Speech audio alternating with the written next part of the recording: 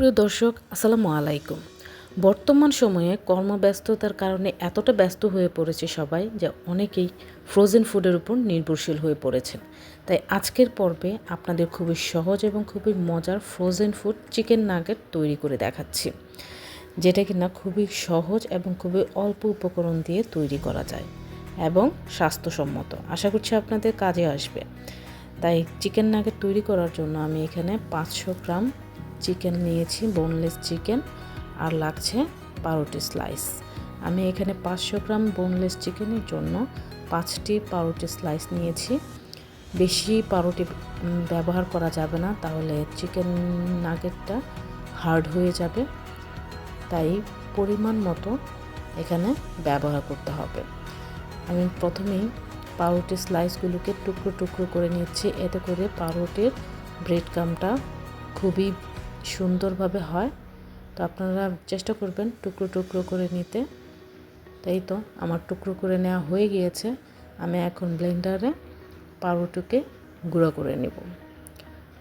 পাউরুটিটাকে একদম মিহি গুঁড়া করা যাবে না, একটু দানাদার রাখতে হবে, তা না হলে পাউডার হয়ে যাবে।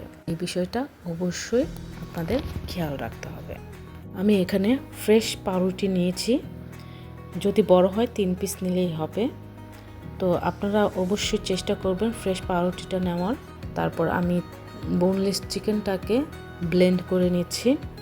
আপনারা চাইলে শিলপাটায়ও কিমা করে নিতে পারেন। তো এই তো আমি কিমা করে নিয়েছি ব্লেন্ডারে। তারপর এখানে অ্যাড করে দিচ্ছি পাউরুটি, গুঁড়ো করে রাখা পাউরুটিগুলোকে, দেখতেই পাচ্ছেন।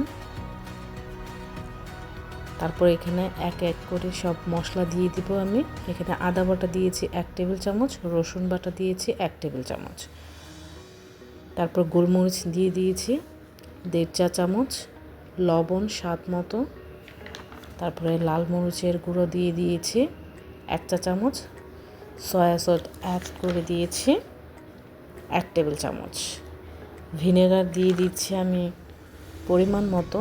ভিনেগারটা এখানে ইউজ করা হয় দীর্ঘদিন সংরক্ষণ করার জন্য। আর মেয়োনিজ দিয়ে দিচ্ছি আমি 1 টেবিল চামচ। মেয়োনিজটা দেওয়াতে চিকেন নাগেটের ভেতরটা খুবই জুসি হয়। আপনারা চাইলে স্কিপও করতে পারেন। তো আমি এখানে মেয়োনিজটা দিয়ে দিয়েছি। আর স্বাদটাকে ব্যালেন্স করার জন্য আমি এখানে 1 চামচ চিনি অ্যাড করে দিয়েছি। এবার সব কিছু একসাথে মেখে নিলেই কিন্তু একটা নাগেটসের জন্য রেডি। খুবই সহজ, কিন্তু খুব বেশি মশলার দরকার হয় না। অল্প মশলায় কিন্তু এই খুবই মজার নাগেটসটা তৈরি করা যায়। আমি এখানে কিছুটা লেবুর রস অ্যাড করে দিয়েছি। তো চিকেনের যে একটা স্মেল আছে সেটা হবে না এই লেবুর রস মেশানোর জন্য। তো যদি হাতে সময় থাকে আপনারা 20 মিনিটের জন্য মাখিয়ে রেখে দিতে পারেন। সময় না, কিছুক্ষণ রেখে দিলে আমার ম্যারিনেটটা একটু সফট হয়। তো দেখতেই পাচ্ছেন আমি হাত দিয়ে আবারও ভালোভাবে মিশিয়ে নিচ্ছি সব কিছু। এবার চিকেনটাকে আমি রুটির মতো করে বেলে নেব। তার জন্য আমি একটা পিঁড়িতে সামান্য সয়াবিন তেল দিয়ে নিচ্ছি, তা না হলে চিকেনটা লেগে যেতে পারে। তাই আমি সামান্য তেল নিয়ে সেটা স্প্রেড করে দিচ্ছি। এবার আমি চিকেনটাকে রুটির মতো করে শেপ দেব। 1/2 ইঞ্চি মোটা রেখে রুটিটা সেট করে নিতে হবে। বেশি পাতলা হয়ে গেলে খেতে ভালো লাগবে না, আবার বেশি মোটা করে তৈরি করলে দেখা যাবে যে ভাজার সময় কাঁচা থাকতে পারে। তাই 1/2 ইঞ্চি পুরুত্ব রেখে করাটাই বেস্ট। তো আমি হাত দিয়ে চেপে চেপে নিচ্ছি। আমি হাত দিয়েই ভালোভাবে স্প্রেড করে নিচ্ছি। দেখতেই পাচ্ছেন আমার স্প্রেড করা হয়ে গিয়েছে। এবার চারপাশের এবড়ো থেবড়ো অংশগুলোকে কেটে আমি বাদ দিয়ে দিব। স্কোয়ার শেপে কেটে নিচ্ছি।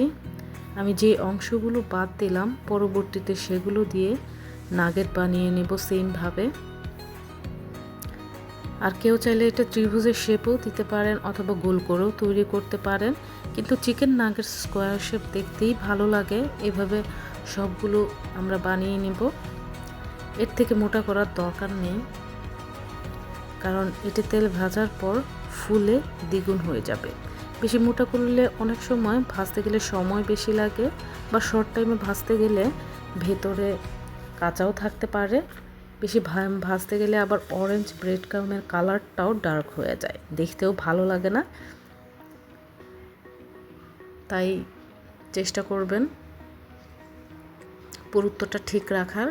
এই তো আমি সবগুলো চিকেন নাগেট স্কোয়ার শেপে কেটে নিয়েছি।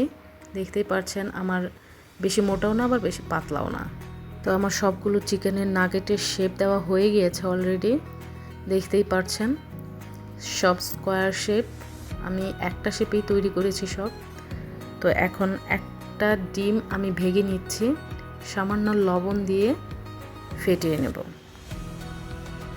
ডিমটাকে ভালোভাবে মিক্স করে নিতে হবে যেন দলা পেকে না থাকে। আর নিচ্ছে অরেঞ্জ ব্রেড ক্রাম্ব, আপনারা চাইলে ব্রেড ক্রাম্বসও ইউজ করতে পারেন। আমি এখানে অরেঞ্জ ক্রাম্বসটাই ইউজ করেছি।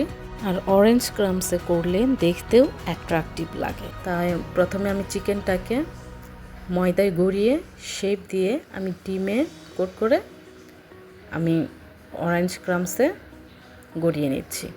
এই তো এভাবে সবগুলো চিকেনকে আমরা সেম প্রসেসে তৈরি করে নেব। খুব বেশি উপকরণ প্রয়োজন হয়নি, খুব অল্প মশলায় যে চিকেন নাগেট তৈরি করা যায় না করলে বুঝতেই পারবেন না। উপর থেকে ক্রিস্পি আর ভেতরটা অনেক সফট। তাই আপনারা বাসায় ট্রাই করবেন। তো এই পর্যায়ে আপনারা চাইলে ডিপ ফ্রিজে সংরক্ষণ করতে পারেন, জিপলক ব্যাগ বা এয়ারটাইট বক্সে ভরে। দীর্ঘদিন সংরক্ষণ করতে চাইলে অবশ্যই ডিপে সংরক্ষণ করতে হবে।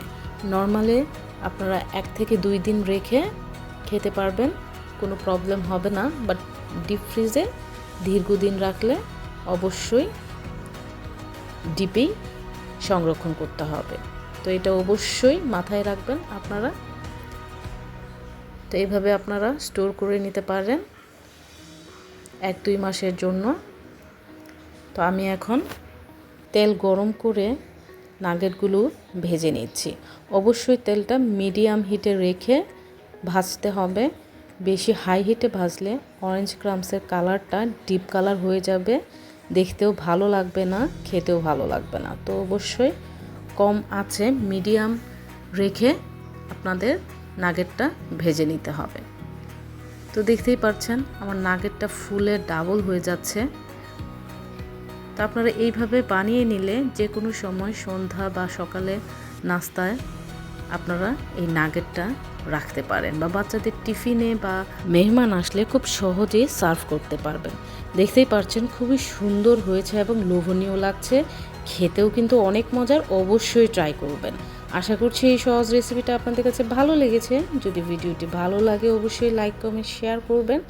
মজার মজার রেসিপি পাওয়ার জন্য আমার চ্যানেলটি সাবস্ক্রাইব করে রাখবেন। আজকের মতো এখানেই বিদায় নিচ্ছি। সবাই ভালো আশা করছি আমার চ্যানেলের পাশেই থাকবেন। আল্লাহ হাফেজ।